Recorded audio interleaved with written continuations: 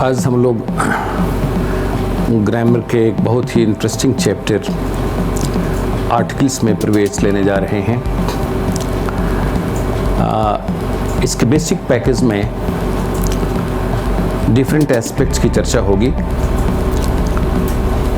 और शेष जो एस्पेक्ट्स बचेंगे उसकी चर्चा हम लोग इसके एडवांस पैकेज में करेंगे। आर्टिकल्स बहुत इंटरेस्टिंग इस मामले में है कि इतने कम शब्दों का, उतने भी इतने छोटे शब्दों का चैप्टर नहीं है। पूरे ग्रामर में एक ऐसा चैप्टर है जिसके चारों तरफ सारे इसके नियम घूमते हैं और शब्द है 3। ए, एन और द को ग्रामर में आर्टिकल्स कहा जाता है। इसे ग्रामर में डिमॉन्स्ट्रेटिव एडजेक्टिव भी हम कहते हैं और मॉडर्न कंसेप्ट के अनुसार ये एक तरह से डिटरमाइनर्स का सब क्लास है, उपवर्ग।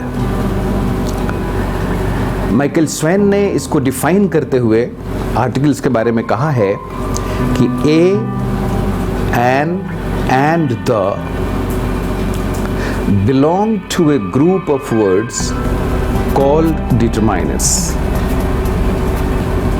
माइकल स्वेन ने इसकी परिभाषा देते हुए बस एक छोटी सी पंक्ति कही है। अब इस आर्टिकल के इस चैप्टर में अब ये तो हो गया कि एक डेफिनेशन, एक छोटा सा बैकग्राउंड कि ये डिमॉन्स्ट्रेटिव एडजेक्टिव है, डिटरमाइनर्स का सब क्लास है और अब इसके जो डिफरेंट एस्पेक्ट्स है उसकी चर्चा में हम लोग चलें। इसका दूसरा है pronunciation of articles. Pronunciation of articles में हम लोग कुछ इसके नियमों को जानें। सामान्यतः हम लोग इसके वीक फॉर्म को बोलते हैं, जैसे ए को अ बोलेंगे, एन को अन बोलेंगे और THE दी को द बोलते हैं। लेकिन उसकी भी अलग अलग स्थितियां हैं। किन स्थितियों में इसका उच्चारण क्या होगा इसको भी जरा हम लोग देखें। डी से संबंधित ये कुछ नियम हमारे सामने स्पष्ट होना चाहिए। जैसे इसके डी के प्रोनाउंसिएशन में एक नियम इसका कहता है कि अगर कोई ऐसा शब्द जिसके पहले THE लगा हुआ है तो उस THE को हम क्या प्रोनाउंस करेंगे, द या दी। ये निर्भर करता है कि इस शब्द के बाद जो वर्ड है किस से बिगिन कर रहा है वर्ड। अगर वो कॉन्सोनेंट से बिगिन कर रहा है तो हम उसका उच्चारण द करेंगे।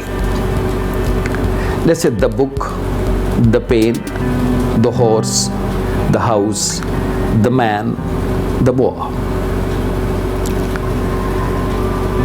फिर इसका दूसरा नियम कहता है कि अगर कोई वोवेल से शुरू होने वाला शब्द है और उसके पहले अगर THE का शब्द रखा गया है तो उसको क्या कहेंगे, कैसे हम प्रोनाउंस करेंगे, उसको हम द कहेंगे या दी। तो ग्रामर हमें सजेस्ट करता है कि जब इसके बाद वोवेल से शुरू होने वाले शब्द हैं तो उसको हम वहां द नहीं कह के डी प्रोनाउंस करेंगे। फिर आगे ग्रामर कहता है कि अगर ऐसी स्थिति है कि THE जो स्थितियों में द और दी दोनों होता है विभिन्न स्थितियों में, इसको अगर इसके बाद कोई ऐसी स्थिति बन पड़ रही है जहां हमें एम्फेसिस या स्ट्रेस देना है, तो भले ही वह शब्द कॉन्सोनेंट से शुरू हो, लेकिन हम उसका उच्चारण हमेशा दी करेंगे। जैसे he is the boy who defended me, he is the boy, यहाँ ही इज द बॉय नहीं करेंगे, जबकि नॉर्मल सिचुएशन में क्या कहा गया है कि अगर THE के बाद कोई कॉन्सोनेंटल लेटर से शुरू होने वाला अगर कोई भी वर्ड है तो उसका उच्चारण वहाँ द होगा। लेकिन चूंकि यहाँ सवाल क्या है, यहाँ सवाल है एम्फेसिस या स्ट्रेस का, तो यहाँ भले ही हमारा वो कॉन्सोनेंट से शुरू होने वाला शब्द हो, लेकिन वहाँ हम द नहीं उच्चारण करके उसको प्रोनाउंस करेंगे दी। तो इस तरह से प्रोनाउंसिएशन ऑफ आर्टिकल्स की चर्चा हुई। अब इसके बाद इसका दूसरा एस्पेक्ट है फंक्शन ऑफ आर्टिकल्स, कि आखिर आर्टिकल्स का फंक्शन क्या है। ए, एन और द, तीन शब्दों का जिसका अलग अलग अर्थ है, कहीं कोई अर्थ नहीं है, इन छोटे छोटे शब्दों का एक चैप्टर है ग्रामर।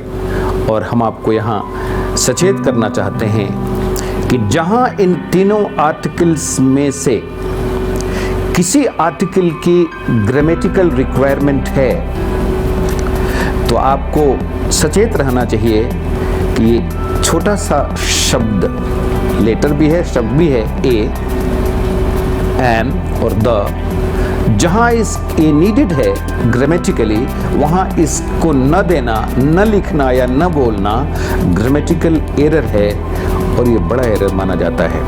और उससे पूरा सेंटेंस जिसमें सब्जेक्ट है, जिसमें वर्ब है, जिसमें एडजेक्टिव है, जिसमें कंप्लीमेंट है, जिसमें प्रीपोजिशन है, जिसमें एडवर्ब है, जिसमें कंजंक्शन है, जिसमें सारी चीज़ें हैं पार्ट्स ऑफ स्पीच के, लेकिन केवल आर्टिकल नहीं है, तो वो पूरा सेंटेंस गलत हो जाता है। इसलिए हम आपको प्रारंभ में ही सचेत करना चाहते हैं और चेतावनी देना चाहते हैं कि इसको हल्के में न लें, क्योंकि जहाँ यह नीडेड है, ग्रामेटिकली नीडेड है, और इसका एब्सेंस ग्रामेटिकल एरर क्रिएट करता है और ग्रामेटिकल इंपॉर्टेंस पूरे टेंस का, पूरे सेंटेंस का समाप्त हो जाता है। इसलिए हम तमाम सीखने वालों से यह आग्रह करते हैं कि वो इसको पूरी गंभीरता से लें।